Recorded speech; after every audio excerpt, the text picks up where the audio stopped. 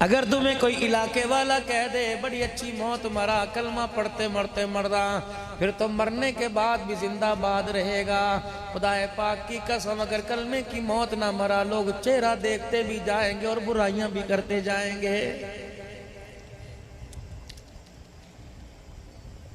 اتنی سی زندگی باقی رہ گئی، پتہ نہیں کہاں آ کے بریک لگ جائے، کہاں آ کے فیوز ہو جائے اور دنیا کی لائٹ چلی جائے، اندھیرا آ جاتا ہے میرے عزیزو، فیوز بدل لیا جاتا ہے، لیکن زندگی کا فیوز میرے عزیزو اڑ گیا تو خدا کی قسم قیامت آ جائے گی، دوبارہ زندگی نہیں آ سکتی ہے۔ ہو کس نبی کے امتی صلی اللہ تعالی علیہ وآلہ وسلم، فرمائے او لوگو اگر واقعی ایمان والے ہو تو میرے نبی کا بغیر وضو کے تمہیں نام لینے کی بھی اجازت نہیں ہے۔ بخاری کرتے ہو، امام بخاری لکھنے والے سے پوچھو آپ بخاری شریف کیسے لکھا کرتے تھے؟ فرمایا ایک حدیث لکھنے سے پہلے روزہ رکھا کرتا تھا، حدیث پڑھنے سے پہلے عرق گلاب سے منہ کے کلی کیا کرتا تھا۔ بعض جگہ آیا امام بخاری رحمت اللہ علیہ جب حدیث پاک لکھا کرتے غسل کیا کرتے، ہر حدیث کے ساتھ نیا جوڑا پہنا کرتے۔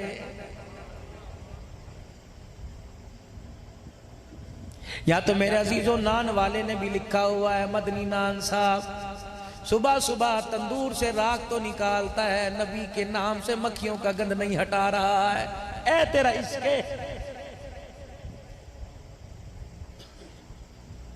مکہ مدینہ کلات شاپ مدینہ چکن سینٹر، گند لگ رہا ہے۔ جس نام کو اللہ نے کہا تھا یہ دکانوں پہ نہیں لکھا جاتا، یہ تو عرش کے ماتھے پہ لکھا جاتا ہے۔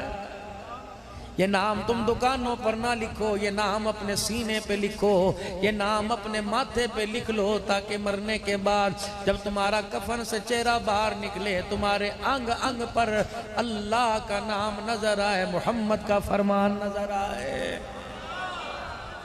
تو بھائی کہاں جا رہے ہیں؟ کس نبی کی امتی ہو؟ اللہ اکبر۔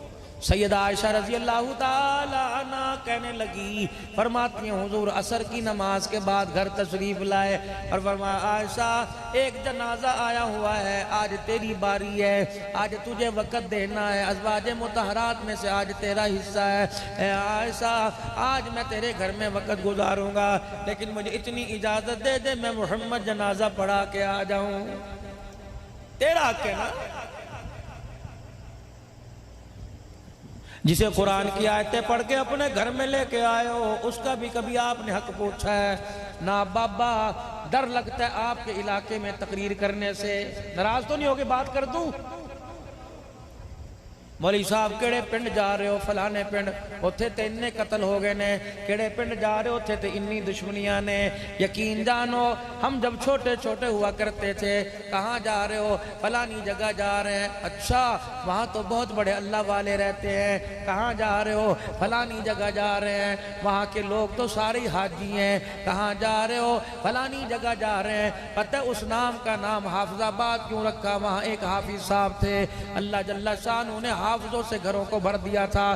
یقین جانو میں اوروں کی بات نہیں کرتا، 9 حافظ تو بلکہ 13 حافظ تو میرے گھر کے اندر ہیں، 12 یا 13۔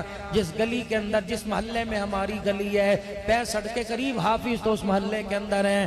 میں شہر کی میرے عزیزوں بات نہیں کرتا، خدا پاک کی قسم ہے اپنے ناموں کو اپنے گھروں کی تختیوں پر بٹ صاحب بعد میں لکھواؤ، ملک بعد میں لکھواؤ، برائے بعد میں لکھواؤ، ورگ بعد میں لکھواؤ، ملک بعد میں لکھواؤ، اور راتوں کو اٹھ اٹھ کے اللہ کے دربار میں مانگو کہ یا الہ العالمین میرے مکان کے دروازے پہ بٹ نہ لکھ دے بلکہ حافظ قرآن لکھ دے، میرے مکان کے دروازے پہ حاجی صاحب لکھ دے، میرے مکان کے دروازے پہ او لوگو تم اللہ والیاں دی ہٹی تو بناتے ہو، اللہ والوں کا مکان بھی بنا کے دکھا دو۔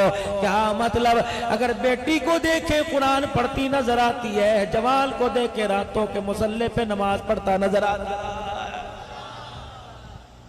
تھوڑا سا بدلو اپنے گھروں کو بھائی، بہت گند ہے گھر کے اندر۔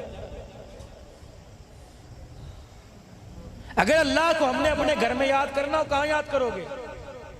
ڈرائنگ روم میں چلے جاؤ، ڈائننگ ہال میں چلے جاؤ، بیڈ روم میں چلے جاؤ، سلیپنگ روم میں چلے جاؤ، ٹی وی لان میں چلے جاؤ، ہر جگہ اتنا بڑا تابوت رکھا ہوا ہے۔ اب تو پتہ نہیں، علماء کرام سے عرض کروں گا، ممبروں پہ زور دیں، کالونیاں بنا رہے ہیں، جتنے ٹون کٹ رہے ہیں، جتنی سوسائٹیاں بنا رہے ہیں، آپ نے دیکھا ہو گھوڑے، باندروں، کتوں، بلوں کی تصویریں ہیں۔ قرآن سر پہ رکھ کر میں قسم اٹھا کے کہوں گا، جب ایسی مورتیاں موجود ہوں، اس گھر اس ٹون میں رحمت والا فرشتہ آیا ہی نہیں کرتا ہے۔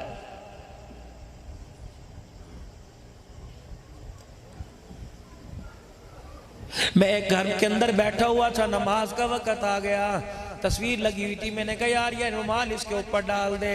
ایک ساتھی کہنے لگا مولوی صاحب پڑھ لو، کوئی گل نہیں، اللہ دیکھ رہا ہے۔ میں نے کہا ابھی دیکھ کے درگزر کر رہا ہے۔ جب اس نے دیکھ کے پکڑنا شروع کر دیا، خدا کی قسم زمین پہ رہنا مشکل ہو جائے گا۔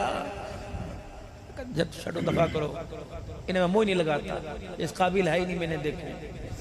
حساب تو اس سے لیا جاتا ہے کہ جس سے انصاف کی اور امین کی اور دیانتدار کی امید ہو۔ ان بے انصافوں سے کیا حساب لینا؟ جیسے جانوروں کو روٹی مل رہی ہے، ویسے اللہ سے ناراض نہ ہونا۔ اللہ ہمیں روٹی عطا فرما رہا ہے۔ مزہ تو تب تھا، اور میرے عزیزوں دکانوں پہ جا کے روٹی نہ مانگتے، مصلے پہ بیٹھ کے روٹی مانگتے۔ دکانوں پہ روٹی ملی، کھائی، ہارٹ اٹیک ہو گیا۔ خدا کی قسم مصلے پہ بیٹھ کے روٹی مانگتے۔ نماز پڑھنے والی روٹی پکاتی، نماز پڑھنے والا روٹی کھاتا، پھر پکانے والی اور کھانے والے کو اللہ مصلے پہ کھڑے ہو کے تہجد کی نماز کی توفیق عطا فرماتا۔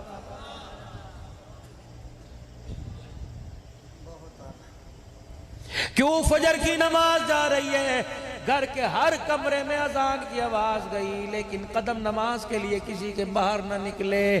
حاجی صاحب 4 نمازیں پڑھتے ہو، 5ویں کیوں نہیں پڑھتے؟ اور جی سوتا ہوں میری آنکھ نہیں کھلتی۔ آنکھ کھلنے کی بات نہیں، چاروں طرف بے نمازی لیٹے ہوئے ہیں، ان کی نحوست تجھے صبح اٹھنے نہیں دے رہی ہے۔ دوڑیاں آپ کو اندازہ ہے نماز کا چھوڑنا کتنا بڑا گناہ ہے؟ اگر احساس ہے تو پڑھتے کیوں؟ سر پہ میرے عزیزوں ٹوپی کوئی نہیں، ناراض نہ ہونا، پھر میں معافی مانگ کے جا رہا ہوں، پتہ نہیں دوبارہ بلاؤ نہ، لیکن میں نے کہا نا حقیقت کروں۔ اللہ اپنے سامنے کھڑا کرتا ہے، فرمایا نیک جگہ پہ کھڑا ہو، ننگا سر نہ، سر کو کج ٹوپی پہن کے کھڑا ہو۔ جب اللہ نیک جگہوں پہ سر ننگا کرنے کی اجازت نہیں دیتا، غلط جگہوں پہ سر ننگا کرنے کی اجازت کیسے دے گا؟